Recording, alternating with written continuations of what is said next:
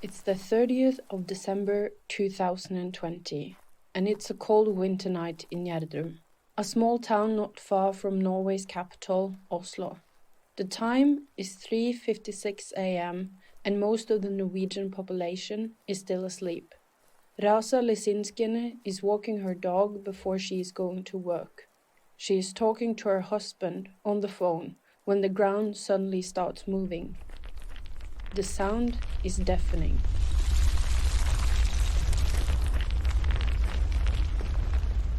And then everything becomes dark and silent. At 3:59 a.m., the police receive the first emergency message. A landslide has occurred.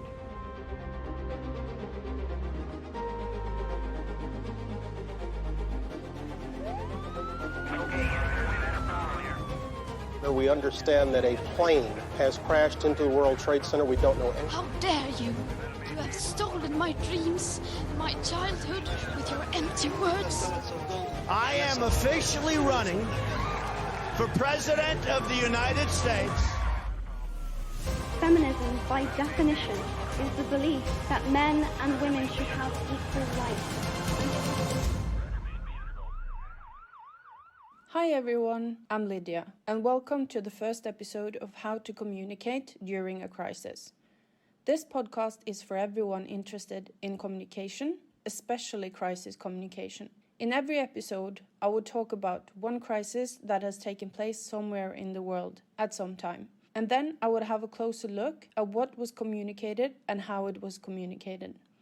In this first episode, I will talk about the landslide that happened in my hometown in Norway. I personally remember it very clearly. I woke up to messages and news articles about a huge landslide just 4 kilometers away from where I grew up and where my mom and dad are still living.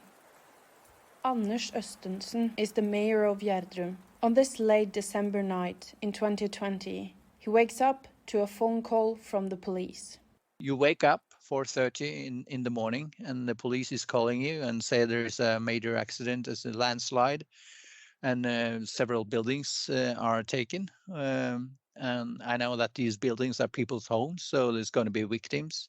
And the circumstances is so demanding. There is no electricity, there is no water, there is a pandemic going on. There is in the middle of Norwegian winter. It's cold outside, and we start taking people into the city hall, placing them around in rooms that are available. You know, everything is so busy, so hectic, is so different to what a normal day is like. I have to start talking to the media, and my natural way of doing that is to telling the story as it is, to tell what I see, what I hear, the people I talk to, what the stories they tell. The mayor has been active in local politics since 2003, and he also has experience working for the UN in Zambia. Even though Østensen has years of experience as a mayor, it was impossible to be fully prepared for something like this. Crisis management, that's not something that a mayor in a fairly small municipality is trained in. And even though we do practices in crisis management and preparedness for that, we can never come up with a scenario which is big enough to kind of give good enough way of put yourself in a situation where you can handle that. The crisis obviously comes as a really sudden incident, and you kind of just thrown into it and have to make the best out of it. Even though we are trained, it's impossible to be fully prepared. Camilla Salas Gulliksen studies journalism in Bergen, a city on the west coast of Norway. She went home to her hometown next to Gjerdrum to celebrate Christmas and work for the local newspaper over the holiday. This was the first time being in the middle of a crisis this big. It was really rash entry to journalism. From like a personal and emotional perspective, it was awful. But from like a professional perspective, it was really interesting, and I learned so much that I could never have learned in the classroom about communication and how to work through a crisis and how to communicate to people when something like that happens.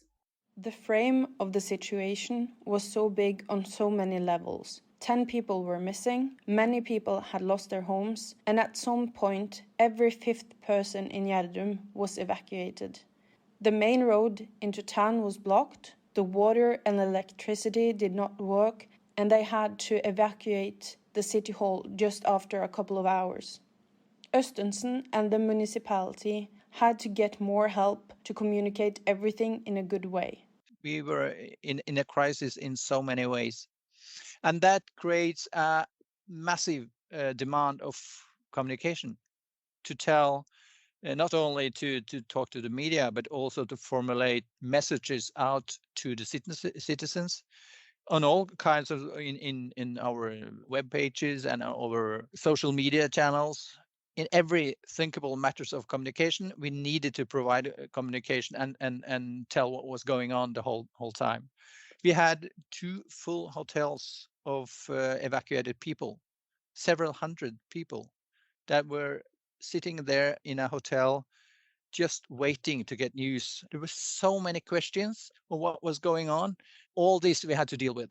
So there was no way that with our ordinary level of service in the communication sector that we could deal with all this. That was one of the first things that we realized. We need professional communication people.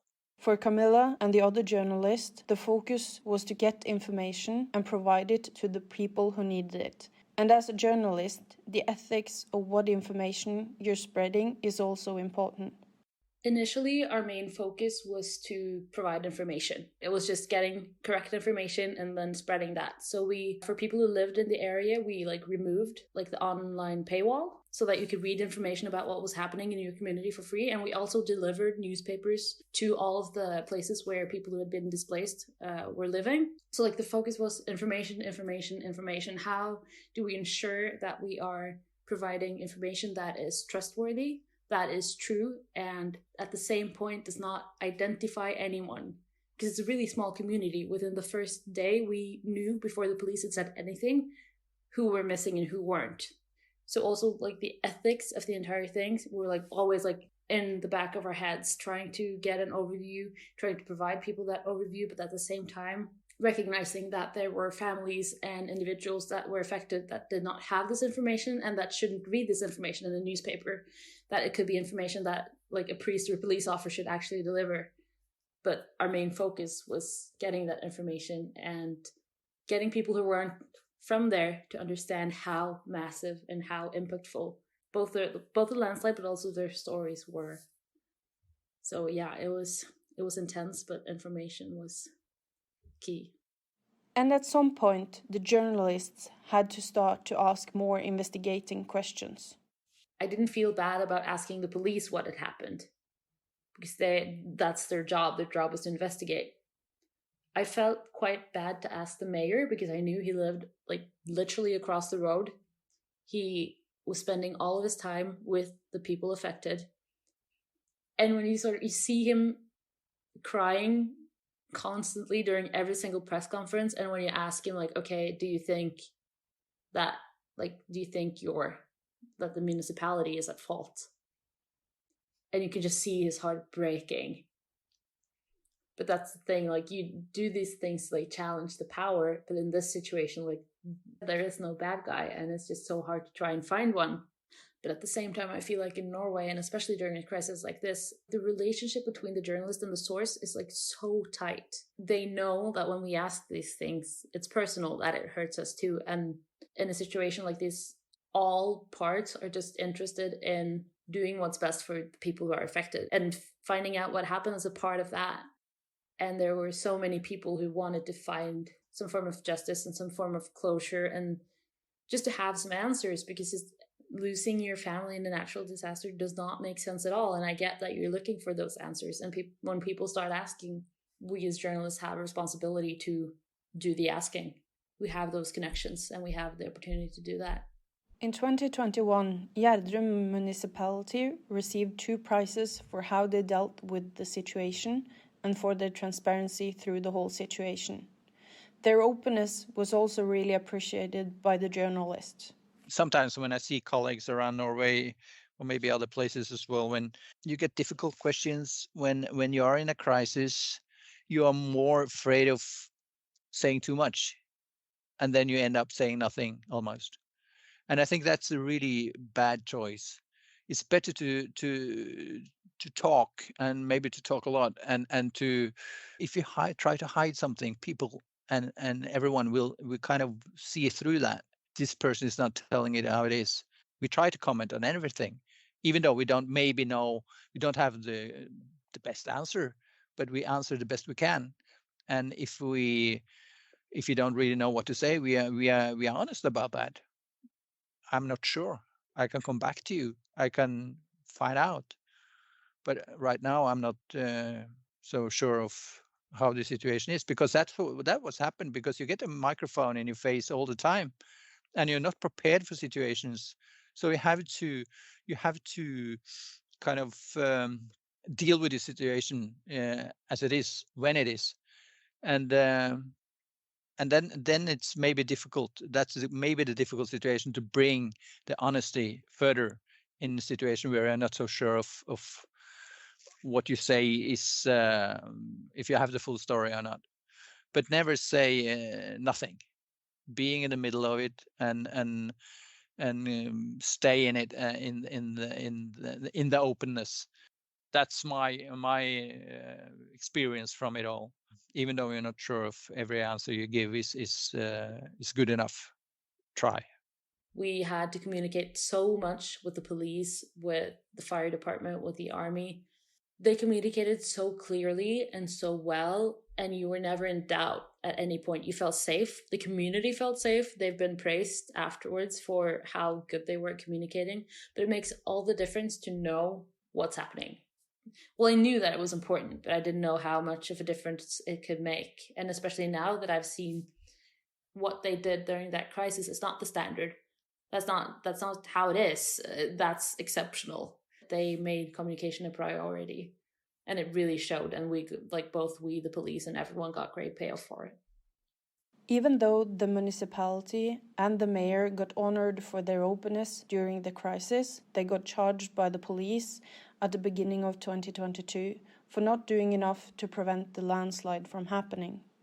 Then you are put in a situation where you are supposed to take care of your citizens and the victims of this, but at the same time, the police charge you of not have done enough to prevent the whole thing. That's a dual situation that is really tough to deal with. We want to keep the trust that the citizen has in us and the way we have dealt with it all. I'm really glad that we had professional communication people to help us to balance the story. When it comes to crisis communication and crisis management, there is several things Andersen has learned through this crisis, and one of them are this. When you train or practice crisis management or preparedness, you have to think big. You have to think the unthinkable, like we experienced here.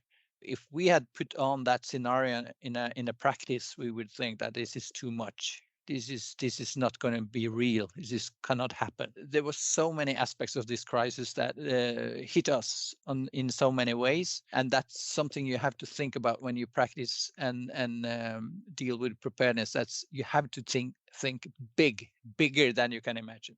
It is an experience that I never thought I would have, but it's also, of course, giving me a lot of new perspectives of what it can be to be a mayor in a city when the crisis hit you.